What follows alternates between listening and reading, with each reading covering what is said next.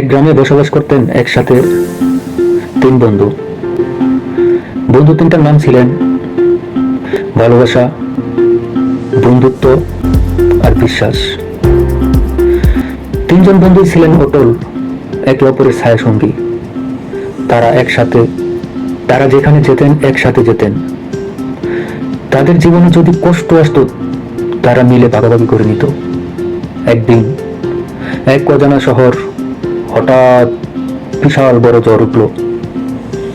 ভয়াবহ সেই ঝড়ে তিনজন বন্ধুর পথ আলাদা হয়ে গেল।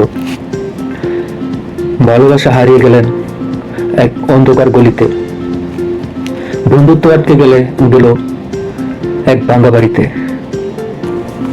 সবচেয়ে ভয়াবহ ঘটনা ঘটল বিশ্বাস হারিয়ে গেল চিরতরে। অনেক খোঁজাখুঁজির পর বন্ধুত্ব আর ভালোবাসা একে অপরের খোঁজ পেল। তারা হাতে হাত রেখে আবারও চলতে শুরু করলো, কিন্তু বিশ্বাস সে আর কখনোই ফিরল না।